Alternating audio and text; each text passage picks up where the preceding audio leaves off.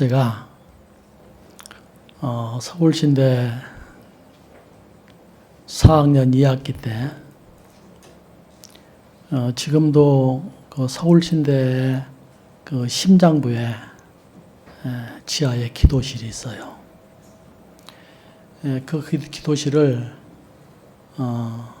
제가 참 많이 다녔습니다. 2학기 때 제 마음에 주님이 이런 그 생각을 주셨어요. 예수님을 믿고 한평생 헌신하는데 개척교회를 주님에게 드리고 싶다. 그런 생각을 하면서 기도를 했어요. 졸업이 가까워지는데 기도를 계속 하는데 제 마음속에 한 울림이 있었는데 이런 울림이었어요. 내가 너를 이론으로 인도하지 않고 실제로 인도했지 않느냐, 이런 말씀을 주셨어요. 그 말씀을 받고 제가 확신이 생겨서 교회를 개척을 하게 됐는데,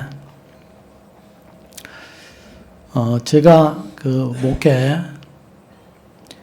목회를 하면서 지금까지 살아오며 생각해 보면 주님은 나의 생애에서 언제나 이론이 아니시고 실제이셨구나. 그런 그 확신을 갖고 살아요. 주님은 우리 한내교회와 여러분들의 삶에 이론이 아닌 언제나 실제이신 것을 믿으시길 바랍니다. 76년 1월 11일 주일날이었어요. 제 나이 그때 30이었습니다. 그날이 한내교회가 뿌리를 내린 첫 주 예배였습니다. 저희 가족 3분, 또 청년들 2명, 이렇게 해서 5명이 첫 예배를 드렸어요. 그때 그 청년들이 지금은 이제 저만큼 나이를 먹었죠. 최동선 장로, 또 우리 김용숙 목사님의 사모님이시죠. 사모. 그리고 어머니, 저의 이렇게 5명이 첫 예배를 드렸습니다. 그랬는데 우리 목사님 전화를 받고 제가 깜짝 놀랐어요. 50주년 예배 말씀을 하시더라고. 생각해 보니까 그렇게 된 것 같아요. 감개무량하고, 또 이렇게 아름다운 전을 여러분들이 기도로 세우시고, 또 여기까지 부흥의 역사를 허락하신 우리 하나님께 감사드리고, 또 거쳐간 목사님들, 그리고 오늘 이 현장을 지키시는 우리 조영래 목사님 4분, 장로님들, 권사님들, 우리 성도들 감사하게 생각합니다. 제가 대천이 제 고향이에요. 9년 고향 목회를 했습니다. 거의 만 9년 그렇게 하고 84년 12월에 제가 서산으로 가게 됐는데, 그때는 우리 그 국말이죠, 국말. 궁촌이 이제 국말인데 지금은 뭔지 모르겠네. 그런데 국말에서 소문이 났어요. 무슨 소문이 난 거 아니? 저기 한내교회는 종남이 교회다. 제가 그 얘기를 들으면서 내가 여기 오래 머물러서는 안 되겠구나. 그러고 작정하고 기도하다가 서산으로 떠나게 됐습니다. 서산에 가서 41년, 만 41년 사역을 하고, 그러고 2016년도에 은퇴를 했네요. 그러고 보니까 그 해수도 벌써 11년이 지났습니다.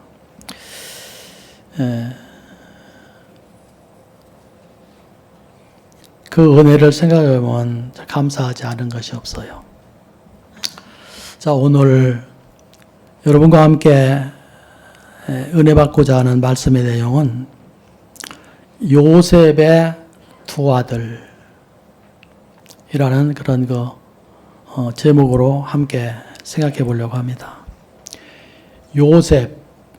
그러면 여러분들이 너무 잘 아는 사람이죠. 그의 남으로부터 시작해서 그의 청소년기, 그리고 그의 장년기, 모든 것을 잘 알죠. 참 어려운 가정에서 태어난 그 형제만 12인 그런 가정에서 11번째 아들로 태어난 사람이에요. 자기 위에 10명의 형제들이 있어요. 근데 그 10명의 형제들이 다 배가 달라. 그런 가운데서 요셉이 자라오다가 그 형제들한테 미움을 많이 받았어요. 꿈 얘기도 있지만 꿈 얘기보다 더 미움을 산 것은 뭐가니, 이 요셉이 자기 형제들의 약점을 자꾸 아버지한테 고하는 거야. 성경에는 그런 얘기가 안 나타났지만, 그러니까 편하지 않고 항상 요셉 때문에 혼나고, 그런 데다가 또 꿈자랑을 또 해대고, 그러니까 그 형제들이 마음속에 아주 저거 죽여버려야 된다. 이런 독한 마음이 생기게 됐어요. 어느 날 이제 그런 날이 왔고, 그래서 요셉을 웅덩이에다가 빠뜨려 죽이려고 하다가 꺼내서 그 캐러반들에게 팔아버리는 얘기, 그리고 이제 보디발의 가정에 와서 그 종살이 하는 얘기, 또 감옥살이 하는 얘기, 이런 얘기 저런 얘기. 참 그렇죠. 오늘 이 본문은 요셉이 한 37살쯤 먹었을 때의 얘기예요. 그래서 30살에 그가 감옥에서 나와서 바로 앞에 서게 됐는데, 그 바로 앞에서 있으면서 총리로 있으며 7년이라는 세월이 지났는데, 그때는 풍년이 막 끝나가는, 7년 풍년이 끝나가는 그 무렵이었어요. 그러니까 자기의 집에서 나온 지 그러니까 한 20년 정도 됐을 때요. 여러분들 세상을 살면서 밤잠을 자지 못하고 마음속에 있는 엉어리를 풀지 못해서 고통하면서 그렇게 산 적이 있습니까? 미움 때문에, 또 배신감 때문에 그렇게 사신 적이 있으신가요? 아마 그런 추억이 없는 사람들은 없을 거예요. 가까운 사람에게도 그렇고, 먼 사람에게도 그렇고, 친척들에게도 그렇고, 남편과 아내 사이도 그렇고, 자식과 부모 사이도 그렇고. 그러나 여러분들이 한번 그 요셉의 입장에 들어서 생각해 본다면 그가 그렇게 해서 애굽의 보디발의 가정에 종으로 팔려 간 뒤에의 그 20년 그리고 총리가 된 뒤에의 그의 7년 그 20년이라는 세월을 한번 생각해 본다면 요셉의 생애가 그랬어요. 생각하지 말아야지 생각하지 않을 거야. 왜냐하면 너무나도 자기가 고통스러우니까. 그러는데도 그 생각이 계속해서 떠오르고 그 생각이 살아나고 밤만 되면은 그 생각이 온 머리를 사로잡고 가슴을 사로잡고 그런 몸부림의 삶이 20년입니다. 그가 17살에 팔려와 가지고 보디발의 가정에서 13년 그리고 그가 30대일 때 바로의 앞에 서고 그리고 오늘 여기 자기 아들들을 낳을 때가 그때가 37살 그러나요? 37살인가? 예.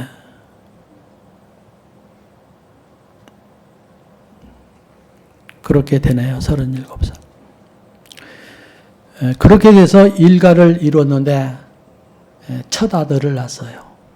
그 첫 아들을 낳았는데 오늘 그 첫 아들의 이름을 므낫세라고 그렇게 이름을 줬어요. 히브리 성경을 보면은 이런 그 사람의 이름이나 또 지명이나 여기 이런 것들을 그냥 이름, 지명 이렇게 이해를 하잖아요. 거기에 다 의미가 있기 때문에 그것은 그냥 의미로 해석을 해야 돼요. 예, 므낫세라고 하는 아들을 낳아놓고 첫 아들을 낳아놓고 므낫세라고 이름을 졌어요. 그 므낫세라고 하는 뜻은 이런 뜻이에요. 잊어버림.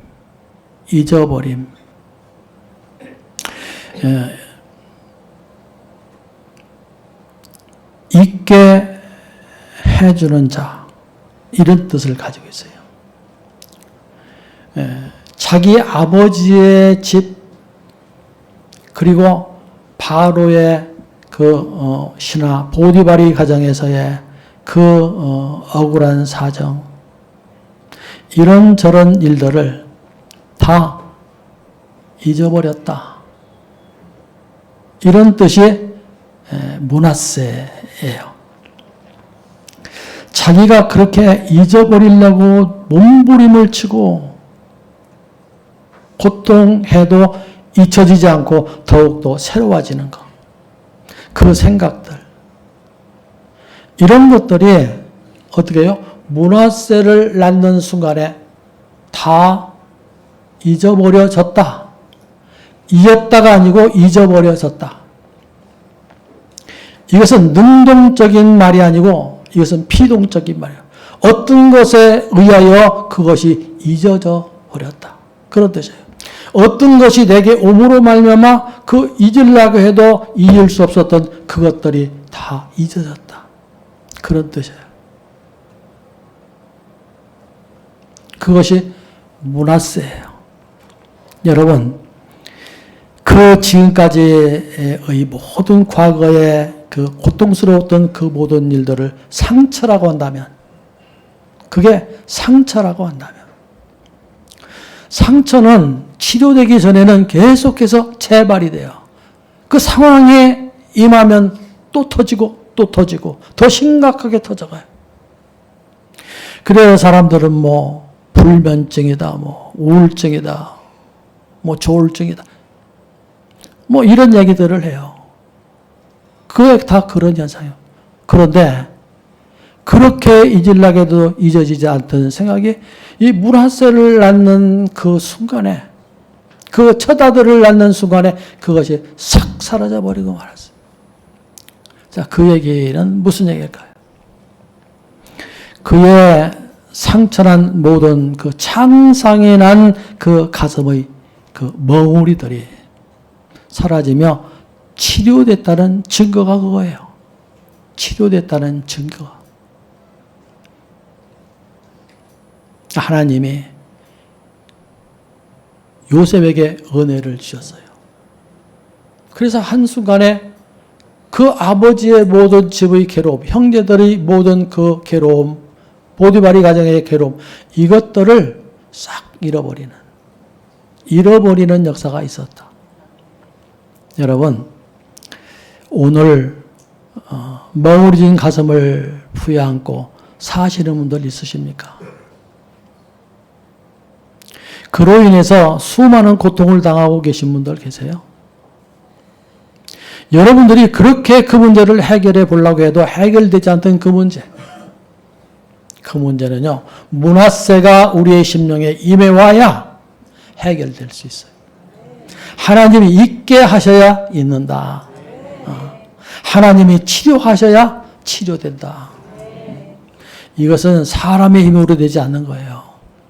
그래서 오늘 이 예배를 드리는 여러분들, 또 우리 한내교회, 그간 50년 동안 너희 그 세월을 보내면서 왜 이런 일들이 없을 수 있겠어요? 오늘 이 예배를 드리면서 하나님이 여러분들이 심령에 므낫세 하시기를 주님의 이름으로 축원합니다. 오늘 요셉이요, 두 번째 아들을 낳고 그 이름을 에브라임이라 그렇게 말했습니다.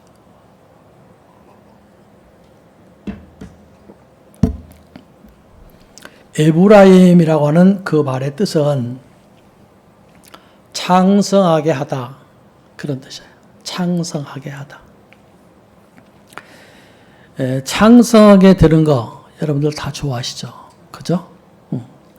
그런데 창성하게 되는 건 좋아하는데 어떻게 해야 창성하게 될 수 있는가 하는 그것에 대해서는 사람들이 생각을 안 해요. 므낫세가 하나님의 은혜였던 것처럼 에브라임 또한 하나님의 은혜예요. 하나님의 은혜가 아니면 그 창성이라는 것은 다 허장장세예요. 모래 밭에 지은 집과 같은 거예요.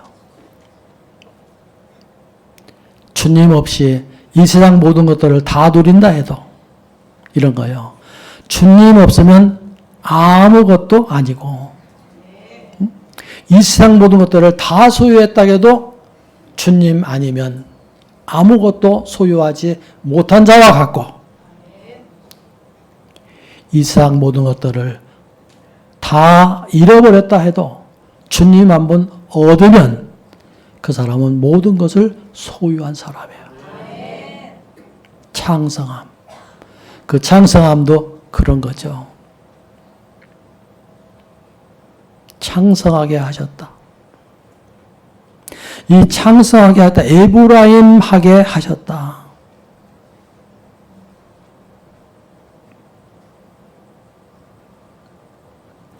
에브라임 그 창성함은 반드시 무엇 다음으로 오는 거 아니? 므낫세 다음에 오는 복이에요. 므낫세 다음에 오는 복이 창성함이에요. 만약에 창성함이 먼저 오잖아요. 큰일 나요. 므낫세가 안 된 사람에게 창성함이 오면 그 사람요 사고 쳐요. 그러나 므낫세가 온 뒤에 에브라임이 오면 그것이 참된 복이죠. 자, 어떻게 치유될 수 있을까요? 사람은 어떻게 해야 잊어버릴 수 있을까요? 그거. 여러분 아시나요? 살아 있어 가지고는 해결이 안 돼요. 산 사람은 잊을 수 없어요. 살아 있는 한은 그것을 해결할 수가 없어요. 그런 얘기잖아요, 우리. 두 눈에 흙이 들어가기 전에는 나는 결코 그거 잊어버릴 수가 없어. 그러잖아요. 살아있을 때는 그래요. 그 모든 것들을 다 잊어버리려면 어떻게 해야 되느냐? 죽어야 돼요. 여러분, 죽음이라고 하는 것은, 우리 기독교에서의 죽음이라고 하는 것은 뭐와 직결되어 있는 거 아니에요? 십자가와 직결되어 있어요. 십자가. 여러분들이 한번 성경을 자세히 보세요. 죄에서 해방되는 거 어떻게 해야 되느냐? 힘쓰고 애쓰고 싸우고 누르고 이렇게 해서 해결되냐? 해결 안 돼요. 성경을 보면 이런 얘기를 해요. 비밀. 죽은 자가 죄에서 벗어났느니라. 죽은 자가. 그 죽음은 어떤 죽음인 거 아니? 십자가의 죽음이에요. 율법에서 해방됐느니라. 산 사람은요, 율법에서 해방될 수가 없어요. 그런데 성경은 뭐라고 얘기하니? 죽은 자가 죽으면 율법에서 해방된다. 그렇게 말씀을 하고 있어요. 로마서 6장, 로마서 7장에서 그렇게 말씀을 해요. 로마서 6장에서는 죄에 대한 얘기를 하고, 로마서 7장에서는 율법에 대한 얘기를 하는데, 죽은 자만이. 다시 말해서 십자가를 통과한 자만이 그리 될 수 있다는 거예요. 십자가를 통과해야만이 반드시 에브라임을 만날 때, 므낫세가 십자가의 역사라면 에브라임은요, 부활의 역사예요. 부활의 역사.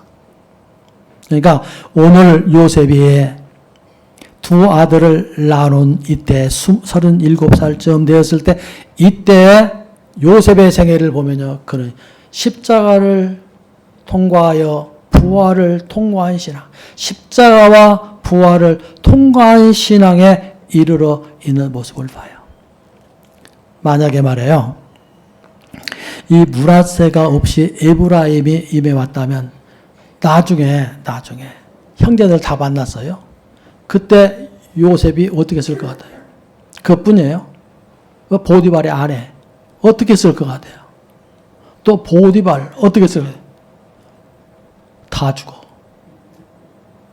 그런 능이 있어, 자기에게. 그걸 쓰면은 다 죽어. 그런데 므낫세를 통과한 그에게 있어서 나중에 그들을 만났을 때가 됐어요. 다 사유하고 다 가슴에 품는 그런 역사가 있었죠.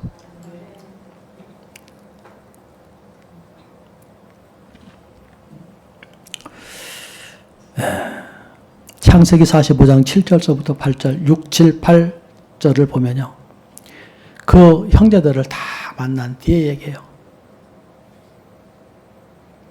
요셉의 얘기는요, 담백해요. 참 좋아요. 무슨 얘기를 하는 거니? 이런 얘기를 해요. 나를 당신들이 이곳에 판 거, 그것으로 인해서 두려워하지 말라는 거예요. 나를 이곳에 보낸 것은 당신들이 아니고 누구라고요? 하나님이셨다. 여러분, 이런 해석을 할 수 있는 그 상황을 파악하고 그것을 재해석해서 이런 언어로 그것을 풀어낼 수 있다는 것은요, 엄청난 얘기예요. 그것은 저 앞에서 므낫세와 에브라임의 그 신앙을 통과하지 않은 자로서는 도저히 할 수 없는 얘기예요. 나를 이곳에 보낸 것은 당신들이 아니라 하나님이셨다. 다시요. 자기의 모든 생애, 모든 그 고뇌의 그 장들마다 뭐 했다는 거예요? 자기를 인도한 그분의 손길, 하나님의 그 손길, 그 손길이었다는 거예요. 하나님의 손.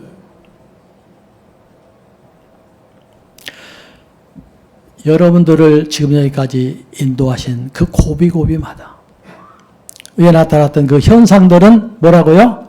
그 사람이 아니고 그 환경이 아니고 뭐라고요? 하나님의 나를 향한 긍휼의 손길이셨다. 여러분과 여러분을 만드신, 저와 여러분을 만드신 그 모든 역사는 하나님의 손길이었고, 그 얘기는 뭐예요? 은혜였다. 주님의 은혜였다. 주님의 은혜가 아닌 사람, 주님의 그 손길에 인도함을 받지 아니한 사람은 없어요. 다 있어요. 다 그거예요. 그런데 문제는 이렇게 요셉처럼 그것을 볼 수 있는 사람, 그것을 재해석할 수 있는 사람, 그 사람은 많지가 않아요. 므낫세와 에브라임에 대한 얘기 했잖아요. 세월이 한참 지났어요. 그래서 야곱의 70인 식구들이 다 애굽에 왔고, 그 애굽에 내려와서 17년 동안을 살았어요. 야곱이. 그리고서 147세에 하늘나라로 갔는데, 야곱에게 내려왔을 때, 야곱이 그 요셉에게 내려왔을 때가 130세예요. 130세. 그러고서 17년 동안을 더 살고 갔어요. 그러니까 그의 나이, 야곱의 나이 147세쯤 되었을 때, 요셉이 자기 아버지가 병들었다는 얘기를 듣고 두 아들을 데리고 할아버지 앞에 갔어요. 그래가지고 할아버지에게 그 이제 축복의 기도를 받는데 이렇게 세워놨어요. 좀 죄송합니다만은 제가 야곱이에요. 요셉이 지금 앞에 있어요. 두 아들들을 이렇게 세워놓는데 첫째 아들 므낫세를 요셉 편에서 보면 왼쪽이죠, 그죠? 왼쪽, 그죠? 그런데 자기 아버지 편에서 보면 무슨 쪽이에요? 오른쪽이요. 오른쪽에다가 므낫세를 세우고, 그 다음에 왼쪽에다가 에브라임을 세웠어요. 장자와 차자를 이렇게 세웠어요. 장자의 복이라는 것은 굉장한 것이거든요. 장자의 복은요, 다른 아들들의 복에 배예요. 2배를 받아요. 그게 이스라엘 나라에서 장자의 복은 대단한 거예요. 여러분, 한번 생각해 보세요. 좀 어려우니까 퀴즈 한번 내볼게요. 야곱의 큰아들은 누구예요? 야곱의 큰아들. 응? 루벤? 야곱, 이삭의 큰아들은. 이삭의 큰아들은 누구예요? 물어보면 이렇게 대답을 하네. 이삭의 큰아들은 에서예요. 작은 아들은요? 야곱이에요. 그 둘이 이 장자권 가지고 되게 싸우잖아요. 그런데 성경을 가만히 보면요. 야곱은요, 자기를 동생이라고 생각해 본 적이 없어요. 아세요? 야곱은 자기를 동생이라고 생각해 본 적이 없더라니까. 성경을 보니까. 언제부터 그런 거 아니? 복중에 있을 때부터 지가 장자예요. 요셉은. 그것 때문에 막 난리나고 막 싸우고 그러는데. 에서는 지가 장자라고 생각하는데 장자 행세를 못해요. 그리고 성경을 통해서 구속사적으로 보면은 정말로 야곱이 장자예요. 아세요? 큰 자가 작은 자를 섬기리라. 언제 약속을 받은 거 아니? 자기 엄마의 복중에 있을 때 하나님께서 그런 약속을 리브가에게 했어요. 근데 세상에 나와보니까 자기가 둘째인 거야. 그래갖고 이제 난리를 쳤는데, 그 일로 인해서 이제 집에서 쫓겨나고, 그래서 바달 아람에 가서 20년 동안 험한 세월 살고, 근데 그렇게 했잖아요. 예, 그랬는데, 자기 아버지에 대한 트라우마가 어떨까요? 있었을까요? 없었을까요? 있었어요. 분명히 하나님께로부터 온 장자는 자기라는 것을 자기 엄마를 통해서 수없이 들었어요. 네가 장자다. 큰 자가 작은 자를 섬긴다고 했다. 로마서에서는 뭐라고 했어요? 하나님이 에서는 미워하고 야곱은 사랑했다. 이랬어요. 그랬는데 그게 안 되거든. 그러고서 쫓겨나서 그 험한 세월을 살았거든요. 자기 아버지의 트라우마. 그 별미 사건. 그 사건이 왜 일어나느냐? 그러니까 아버지가 눈이 어두워서 이렇게 성경은 얘기했어요. 아버지가 눈이 어두워서. 실제로 눈이 어두웠죠. 그러니까 막 더듬대고 막 이렇게 하고 이래서 이제 얘기를 하잖아요. 그러는데 실제로 이삭의 영적인 눈은 어두웠어요. 영적인 눈만 밝았으면 그렇게 않죠. 별미 사건 안 일어나죠. 그런데 영적으로도 어둡지, 육신적으로도 어둡지, 이상하거든. 처음에는 이제 말을 하잖아요, 말을. 별미에 대한 말을. 그런데 분명히 그 들을 때는 뭔가 아니? 야곱이거든. 그러니까 너 이리 와봐라. 의심스러우니까. 와갖고 손을 만져보니까 봐. 손만 만져보냐. 얼굴 좀 만져보지. 손을 만져보니까 털이 있거든. 그러니까 뭐라고요? 뭐 목소리는 뭐 야곱인데 손은 에서다. 그래서 냅다 축복을 해줬잖아요. 나중에 에서 와가지고서 난리를 나는데 야곱 이삭이 이랬잖아요. 복비를 그걸 다 빌어줬다. 야곱에게. 나는 복 빌 것이 없다. 그래서 막 무관하잖아요. 에서 막 내라고 막 아버지가 그거밖에 없냐고. 그런데 여러분들 성경 한번 보세요. 하나님이요. 이삭이 에서에게 한 기도는요, 다 저주예요. 그 기도 보세요. 저주. 그런데 이렇게 둘이 앉혀놨어요. 므낫세와 에브라임. 그런데 창세기 45장 6절서도 쭉 거기 48장에서 48장 13절서 14절 보면 야곱이 이렇게 손을 이렇게 X자로 해놓고 기도를 해줘요. 그러니까 이제 요셉이 놀래가지고 그걸 바로 잡으려고 하니까 야곱이 한 얘기예요. 아들아, 내가 안다. 지금 야곱도 눈이 어두워서 잘 안 보이거든요. 그런데 내가 안다.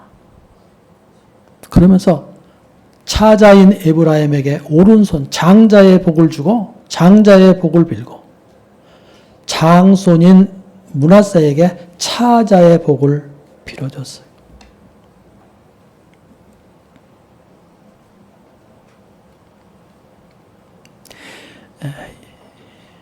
그랬을 것 같아요. 야곱이 한 생애를 살면서 나는 아버지처럼은 안 될 거야. 그렇게 영적으로 어두워서 아버지처럼 그렇게 기도해주고 그 일로 인해서 그렇게 고통스러운 일을 당하게 할 거야. 그랬어요. 사실 성경을 통해서 보면요. 아브라함, 이삭, 야곱 거기다가 요셉까지 합쳐서 보면요. 정말로 야곱은요. 영적으로 특출한 그런 은총을 가지고 살았던 사람이에요. 아브라함보다도 이삭보다도 요셉보다도. 요셉은 이걸 몰랐잖아요. 지금. 자기 아들들을 앞에 놓고 그 어떤 사람이 어떤 것인지를 몰랐죠. 그런데 야곱은 알았다.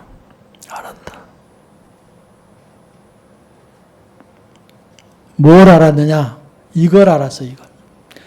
야곱은 이 두 아들들을 앞에, 손자들을 앞에 놓고요. 태초로부터 시작해서 먼 훗날까지의 모든 구속사의 역사들을 이 두 아들을 통해서 하나님이 성취하실 것을 알았어요. 그림자예요, 그림자. 구속사의 역사는요,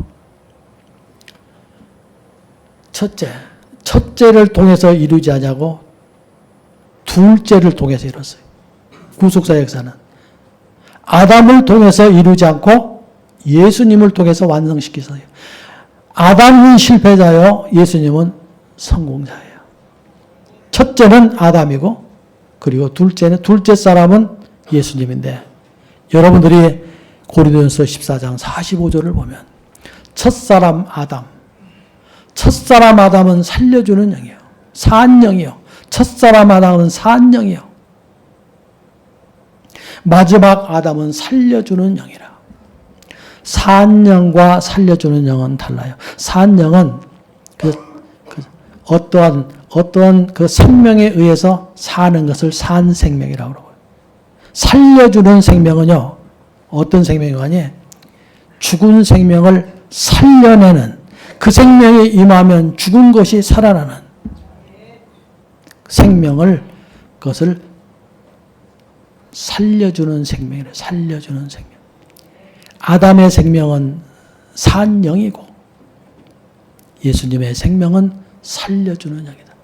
예수님에게부터 여러분들 성전을 볼 때 그 모퉁이 돌에 붙는 모든 돌들마다 다 살아나는 역사가 리빙스톤이라고 그러죠. 리빙스톤. 예수님에게 붙으면 죽은 것들이 다 살아나. 그런데 사람으로 하면 두 번째 사람. 아담으로 말하면 마지막 아담. 그 마지막 아담을 통해서 하나님이 그 역사를 이루셨다. 네. 야곱은요, 그 구속사의 모든 것들을 쫙 꿰뚫어보고 있었어요. 오늘 여러분들 에베소 1장 17절서부터 18절, 19절을 보면요, 거기에 아주 기도 중에 기도가 나와요. 네. 첫째는요, 이렇게 얘기했어요. 지혜와 계시의 영이 임하사. 지혜와 계시의 영이 임하사 하나님을 알게 하시고. 두 번째는요, 마음의 눈을 밝혀 하나님의 소망과 그 기업의 풍성함과 그 능력의 강력이 무엇인지를 알게 하옵소서.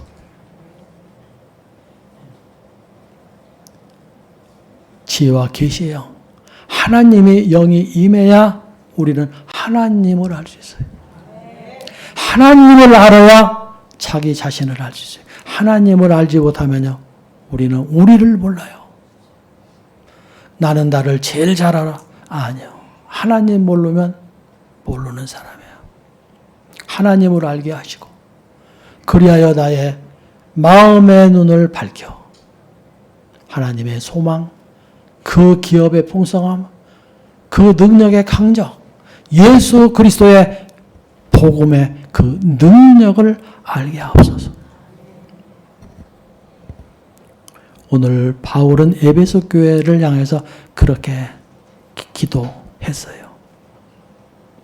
오늘 우리 한례교회,